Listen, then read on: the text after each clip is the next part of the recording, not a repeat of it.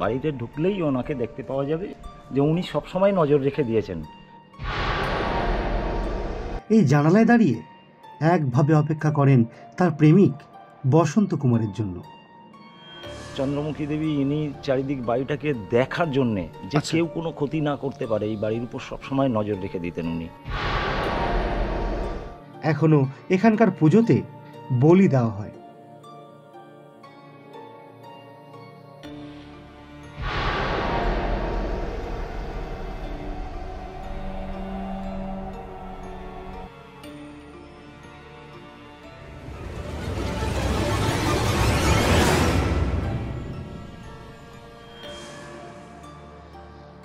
চন্দ্রমুখী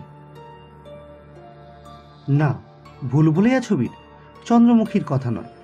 আজ আমরা জানব বাংলার বুকে প্রায় 400 বছর আগের এক জমিদার বাড়ির অন্য এক চন্দ্রমুখীর কথা। কেউ কেউ বলেন তিনি এই জানালায় দাঁড়িয়ে একভাবে অপেক্ষা করেন তার প্রেমিক বসন্ত কুমারের জন্য। কারো মতে তিনি এই জমিদার বাড়ির রানীমা, যিনি সতর্ক প্রহরীর মতো নিজের জমিদারির প্রহরা দেন। এই রকম আরো অনেক লোকগল্পে সমৃদ্ধ এই কালিকাপুর রাজবাড়ির ইতিহাস।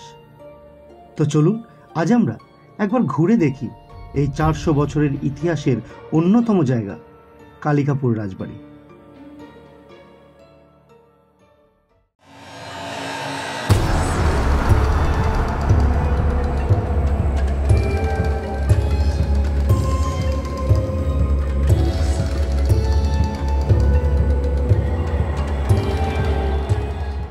বাংলা তখন ইংরেজ নীলকর সাহেবদের দখলে। বাংলার বিভিন্ন ছোট বড় জায়গায় গড়ে উঠেছে বিভিন্ন নীলকুঠি। ওই সময় বর্ধমান রাজার দেওয়ান ছিলেন শ্রী পরমানন্দ রায়, যিনি মূলত বর্ধমানের ঘুষকরার দারিয়াপুর গ্রামের বাসিন্দা ছিলেন। কিন্তু বর্ধমান রাজের দেওয়ানি কর্মসূত্রে তিনি এই কালিকাপুরের পার্শ্ববর্তী গ্রাম মৌখিরাতে বসবাস করতেন। এই সময় তিনি রাজার সুনজরে থাকার কারণে বর্ধমান রাজ তাকে ওই মৌখিরা সহ কাকসার একটি বড় অঞ্চলের জমিদারিত্ব দেন। এরপর পরমানন্দ রায় মৌখিরার পাশে এই কালিকাপুর জঙ্গলের মাঝামাঝি বিস্তীর্ণ অঞ্চল পরিষ্কার করে এখানে তৈরি করেন এই জমিদার বাড়ি, যা কালক্রমে লোকমুখে কালিকাপুর রাজবাড়ি নামে পরিচিতি লাভ করে। এই কালিকাপুরে আসার পর তিনি তৈরি করেন নিজের 7 পুত্রের জন্য 7 মহলা রাজবাড়ি। এছাড়া জোড়া শিব মন্দির, সাথে তৈরি করেন একটি দুর্গা মন্দিরের, যে মন্দিরে এখনো প্রতি বছর পালিত হয় দুর্গোৎসব এবং এটি 7 ভাইয়ের পুজো নামে বিখ্যাত। প্রথমে আপনাদের দেখিয়ে দিই এই রাজবাড়ির দুর্গা মন্দিরটি। কালের নিয়মে এবং সংরক্ষণের অভাবে এই দুর্গা দালানের অধিকাংশ জায়গায় আজ ভগ্নপ্রায়। শুধুমাত্র মন্দিরের একাংশ, যেখানে প্রধানত পুজো হয়, সেদিকটি সংরক্ষণ করে রাখা হয়েছে। 7 ভাইয়ের পুজো নামে বিখ্যাত এই দুর্গা মন্দিরে আজও প্রতি বছর বেশ জাঁকজমক করে দুর্গাপুজো অনুষ্ঠিত হয়। উত্তরসূরিদের মধ্যে অনেকেই আজ আর এখানে না থাকলেও আশেপাশের বেশ কয়েকটি গ্রামের মধ্যে যথেষ্ট প্রসিদ্ধ এই কালিকাপুর রাজবাড়ির দুর্গোৎসব।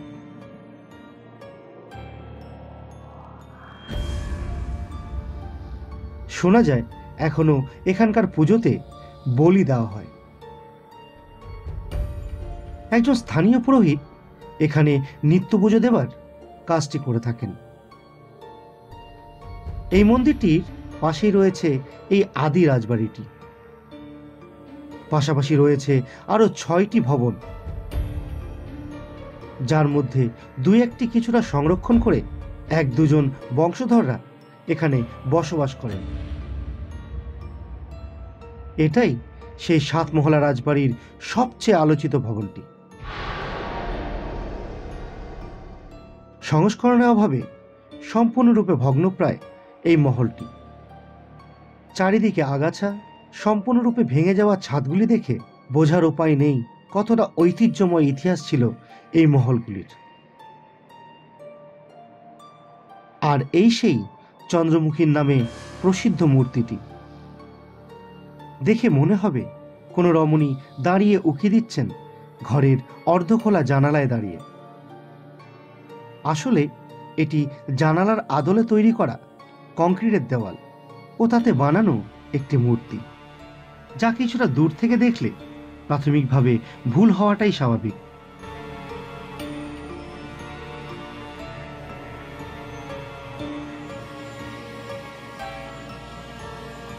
এই ভেঙে যাওয়া সিঁড়ি দিয়ে উঠে এলাম ওপরে ছোট্ট একটি জায়গা এখনো ভাঙেনি, তাই এখানে একটু ওঠা গেল।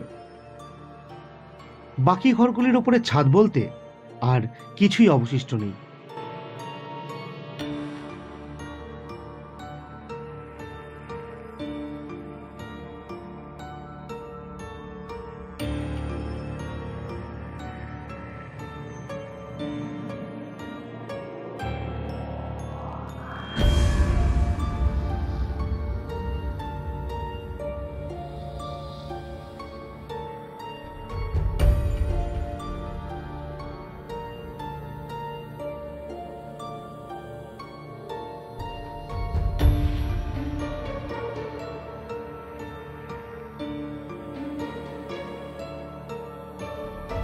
এখানে একজন পর্যটকের সাথে আমাদের দেখা হলো, যিনি জমিদার পরমানন্দ রায়ের আদি গ্রাম ঘুষখরার বাসিন্দা।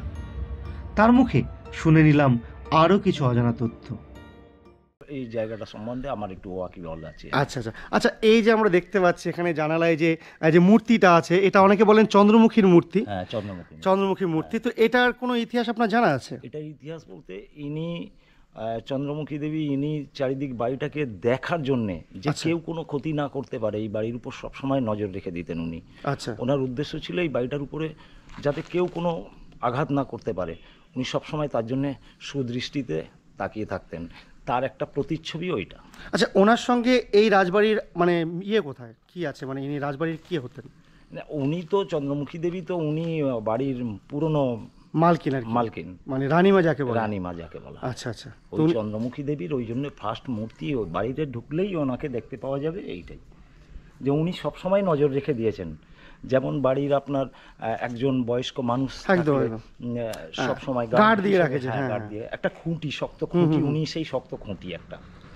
এখানে মানে যিনি প্রতিষ্ঠাতা ছিলেন উনি কে ছিলেন? উনি পরমানন্দ রায়। পরমানন্দ রায়। আচ্ছা, ওনার বংশের ইতিহাসটা মোটামুটি কেমন? ওনারা দেরিয়াপুর থেকেই এসছেন। দেরিয়াপুর থেকে চলে এসে কোনো কারণবশত এখানে এসে ওনারা জঙ্গল পরিষ্কার করে সাফ করে ওনারা এই বসত করেছিলেন। তা ওনার 7টা ছেলের প্রত্যেকের একটা আপনার বাড়ির দরকার আছে।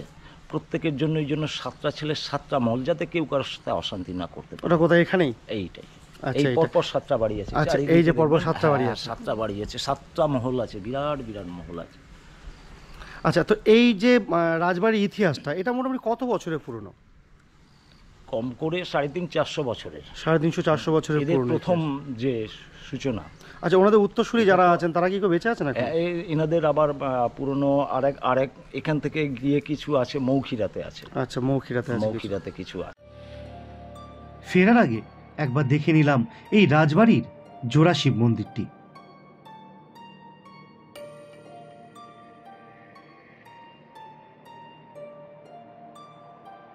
শেষে একটি কথাই বলার, বাংলার বুকে এমন অনেক রাজবাড়ি এবং ঐতিহাসিক স্থান রয়েছে যেগুলি সংরক্ষণের অভাবে আজ বিলুপ্তির পথে। জানালায় দাঁড়িয়ে থাকা ওই চন্দ্রমুখী হয়তো কোনো বসন্ত কুমারের অপেক্ষায় নয়, দাঁড়িয়ে আছে কোনো সাহায্যের দিকে তাকিয়ে, যাতে তার মতো এমন আরও অনেক ঐতিহাসিক নিদর্শন ইতিহাসের পাতা থেকে মুছে না যায়।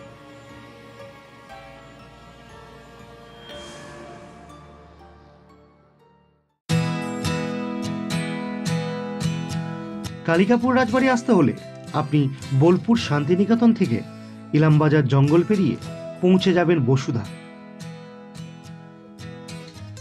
বসুধা থেকে বাঁদিকে মৌখিরা হয়ে পৌঁছে যেতে পারবেন এই রাজবাড়িতে। এছাড়া আপনি দুর্গাপুর হয়েও এখানে আসতে পারবেন। প্রথমে 11 মাইল থেকে ঘুষকরা মোড় হয়ে পানরি জঙ্গল পেরিয়ে পৌঁছে যাবেন ঐতিহাসিক কালিকাপুর রাজবাড়িতে।